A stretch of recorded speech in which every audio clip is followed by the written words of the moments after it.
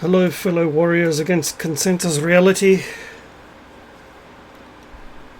Yes, I know it's very rare for me to put out a video during this time of the evening here. Very quiet, no gobshites making noises outside. It's the kind of evening where a man can certainly gather his thoughts and share a couple of those thoughts and some of the weird and wonderful experiences we go through. Yeah, thank you once again for the new people that come in, thanks to the recommendation of that fucking legend Hammerhand. I'm up to 106, which is fucking great, so thank you kindly. It's kind of weird because I got the original new people coming over and it was up to 105. Then it suddenly went down to 103. Probably Abraham and Gobshites that got butthurt by the paganness of my channel. But we've had more than enough of your nonsense for the past 1700 years, so let's go back to normal, shall we? But yeah, it's a weird and wonderful world, and an even more weird and wonderful online landscape, especially when you conduct your own study in human behavior via the regular drama live streams and so on that you tag along in to spread the sarcastic joy, basically, and catching up on some informative videos along the way. And one thing that I will touch on first is the way this whole, I mean, I've mentioned it in the last few videos, the whole purposely created agenda to dumb people down and keep us divided and fighting and plugged into the great matrix, the real one, not this bullshit that some people cherry pick, and keep us doped up with increasingly vacuous and mind-numbing entertainment and other equally brain-dead pursuits.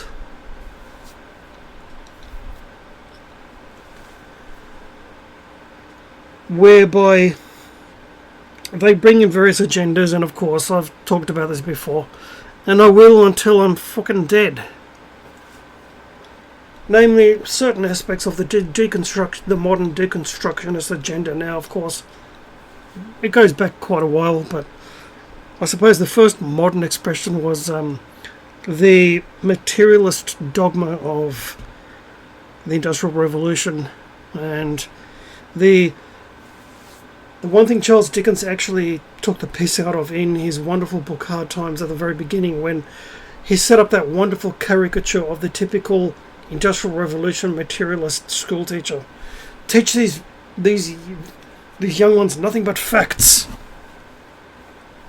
Right? And of course, by extension, the modern atheist agenda, which is the more, I suppose you can say, the fundamentalist Muslim expression of materialism, where they dare to use words that and concepts that my ancestors came up with, namely logique, right? Philosophy, rhetoric, the pursuit of knowledge and wisdom for the sake of it. And of course the idea that if I can't, I'm going to set up a impossibly narrow little framework of reference, and if anything doesn't fit into this impossibly narrow little framework reference point, it doesn't exist. i.e., if it doesn't fit into the quote-unquote 5 senses, I won't believe it. Now, okay, let's take one of those senses, sight. It's a well-known fact that certain animals, dogs, cats, whatever, have a more broader range of light frequency, whatever scope that their eyes can actually see, whereas the human eye is very, very small in comparison. As an example.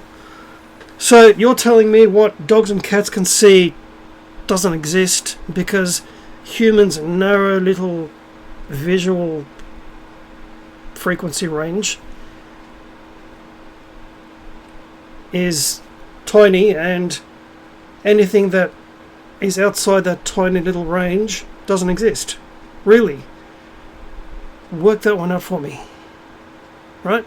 Now, of course, this also created the other wonderful little tool in the deconstructionist toolbox, feminism, and of course the recent. When I say recent, I mean, geez, the last 12 years at the most, when the focus seemed to have shifted onto denigrating and attacking men and the masculine for no fucking reason other than to castrate humanity of the wonderful traits that masculinity gives us, and of course by extension creating the wonderful culture that we've enjoyed for the last few thousand years.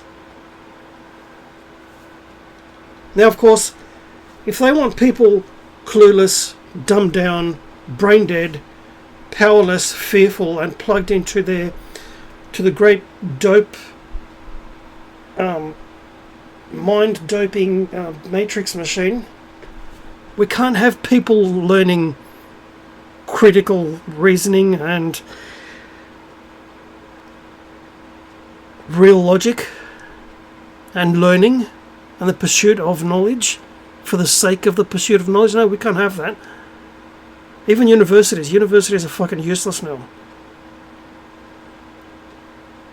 And of course I will go deeper into this whole masculinity thing and the wonderful aspects that they're purposely killing off and suppressing and demonizing, and of course that involves archetypes and important allegorical symbolic expressions which are very empowering and very important in this day and age, which are being shamed.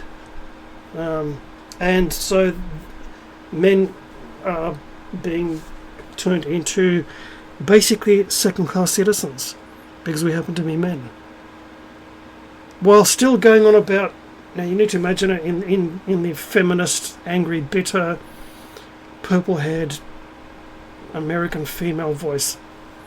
They're too busy going on about male privilege and the patriarchy, right? I'm sorry, but the modern young woman is the most privileged class of person in the modern world. Tell me about the so-called privilege that every single man has again. Go to divorce court, see what kind of privilege men have. See the kind of hard jobs that men do and the hours that men work. And talk to me about privilege again when most women work in air-conditioned, comfortable offices and have to knock off at 3 to pick up the little kiddies from school. Right? Now talk to me about privilege, male privilege, again.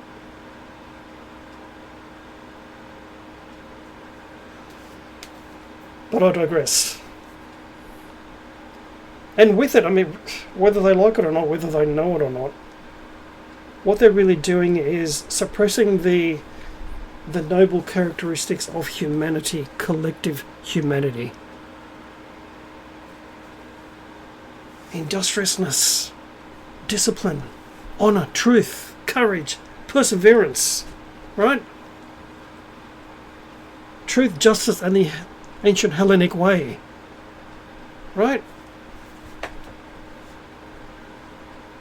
And of course, with that comes destroying all the pre-existing expressions of culture in literature, entertainment, film, whatever, which is why you have this, let's throw the woke movement at them and destroy it, instead of coming up with original ideas. Of course, their form of thought poison, cancer, which it is, it's thought cancer, is totally at odds with creativity and imagination. They do not possess these things. So as a result, all I can do is take existing film franchises, ideas, etc., stories, etc., and do a remake and turn them into absolute shite. Which is why we're living in the era of perpetual remakes, because these people have no originality, no creativity, no imagination. And in a video soon I'll go into the ins and outs of why that is and why specifically they attack the masculine.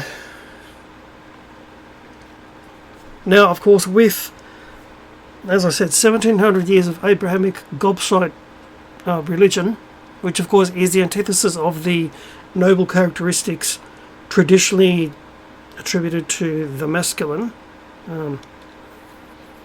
but humanity in general, is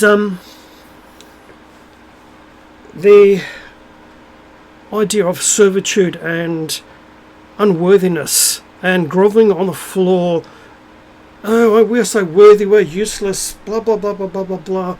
No, that's called intense mental and emotional and spiritual abuse.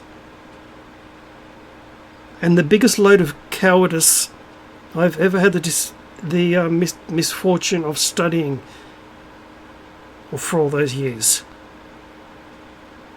Grovelling on the floor and, oh no, please don't punish me, I'm going to repent and do what you say. So really, they're not doing all these things for the sake of doing them because that's the right thing to do as part of the collective human family.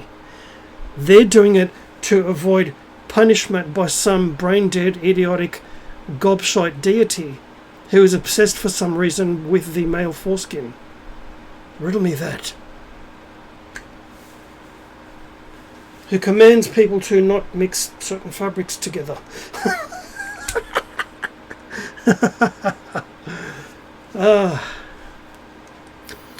You said thou shalt not make any likeness unto anything in the... So no art, in other words. Nothing that sets humanity apart as creators, right? Because this is how jealous and butthurt this deity is.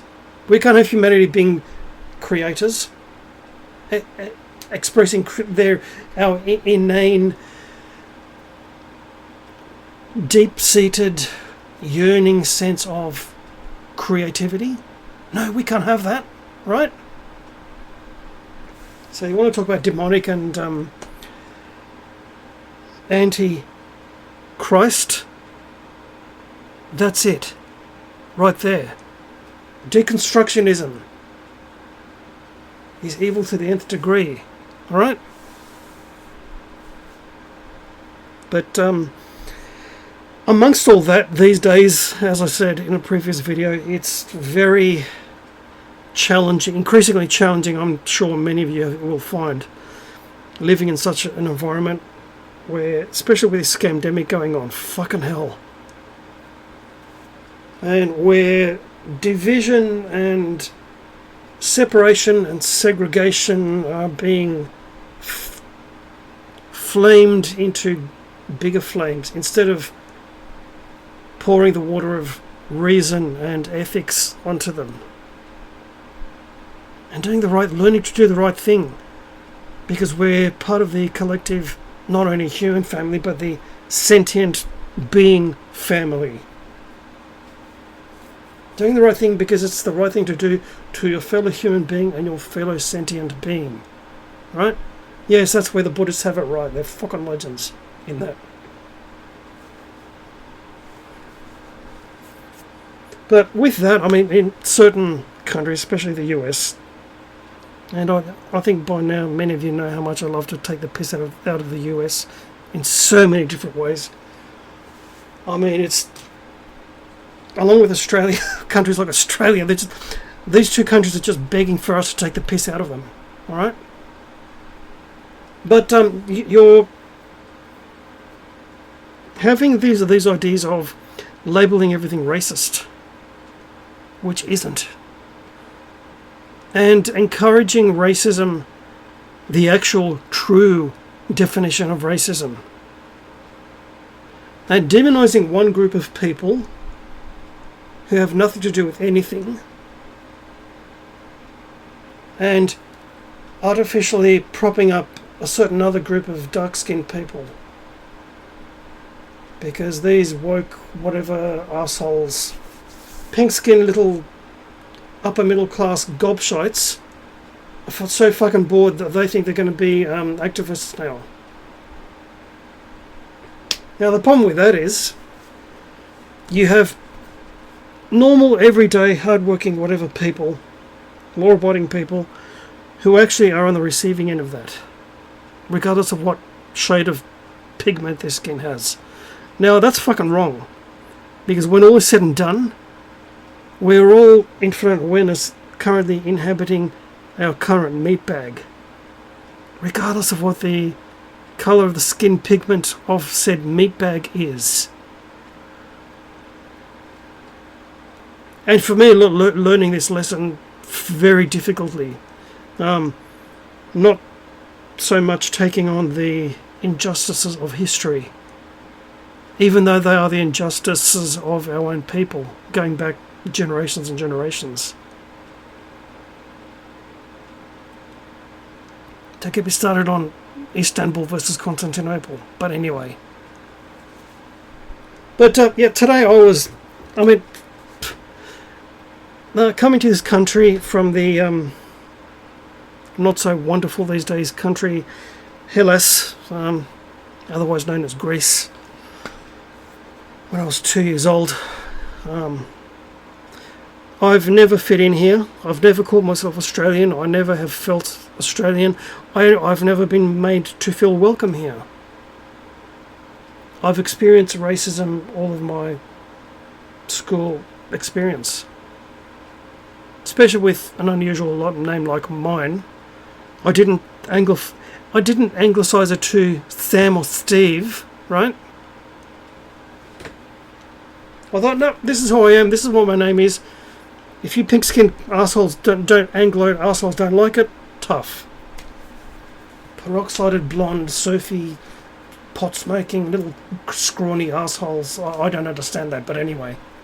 To this day, I don't understand the need to go to a pub with the ultimate aim of getting drunk. As a lovely French would say, je ne comprends pas. I do not understand. And so even to this very day, whenever I go anywhere and people see my name, they sort of look at me weird. And I usually know what they're thinking. I smirk and say, yeah, that's right, I'm a first-generation migrant. And even to this very day, I get racism. These people today, they all pretend to be all friendly and nice, but it's buried beneath a very thin veneer of niceness. And the same racism is still there. And certain people from certain parts of the world with perhaps a darker shade of skin pigment are racist assholes as well. Yeah, there's no reverse racism, there is just racism. Right? And I think I got a little bit of racism coupled with culturalism today. I was sitting somewhere minding my business, watching a friend's live stream on my phone, as you do. And this African guy walked past, and he looked like he was from Sudan, one of these kind of countries. You know, the more problematic countries. A lot of you Western countries like Australia, Canada, whatever, are experiencing, right? Kind of looked at me weird, sidelong glance. Walked a little bit, stopped, turned it right around, and started glaring at me, and for no reason whatsoever, started exhibiting aggressive body language. I was sitting there looking at him thinking, what the actual fuck? Right, as you do. And he was getting a little bit more expressive with it, shall we say. So I thought, I earned that in my luck. So I got up, started swearing at him in Greek, as you do. And he saw that I was twice his size. He was this scrawny little muppet, alright? And kind of backed away and kept walking, and then I sort of kept swearing at him in my own language. What was I too metal looking? Right? I don't know. It's the most weirdest thing I've ever experienced with people. And then I'm thinking, see, this is exactly why I'm not only a lone wolf, but increasingly a hermit. Because people are fucking cunts. Oh no! Look at me using the C word. No. Cunt. If I want to say cunt, I'll say cunt. If I want to say retard, I'll say retard. People are retarded cunts. There we go. And I thought to myself, you know what? This is exactly why I try to be as invisible as I can at all times. Because we are really living in a upside down dystopian nightmare.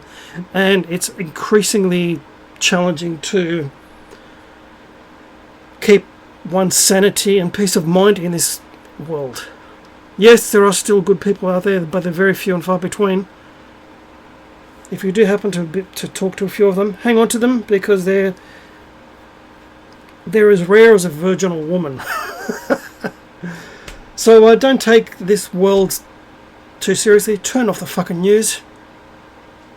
Do something creative, even if it's freaking woodwork. Oh, and one more thing. As far as this above mentioned certain group of people who act as if they're the only people in the whole history of the world that were slaves, I'm sorry, but you might want to talk to some Irish people. Or Kurdish people. Or hell, even Chinese people. During the early parts of the Japanese invasions. Right? And you might want to talk to people from the same country as Pol Pot. See what they kind of went through because of what racial group that they happen to be.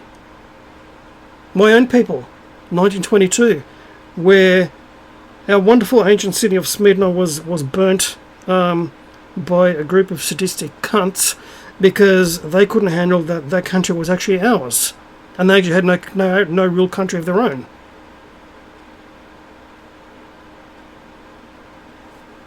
So yeah, talk to the descendants of the Mayans and the Aztecs when the conquistadors first went to Central America. Yeah, they didn't fare... Talk to a Native American. They didn't really fare too well either, did they? So stop being a fucking self-righteous... Me, poor little me, fake victimizing little fucking gobshite, and wake up to yourself. On that note, always remember to speak the truth is a lonely path. The sarcastic, amused lone wolf on guitar, out.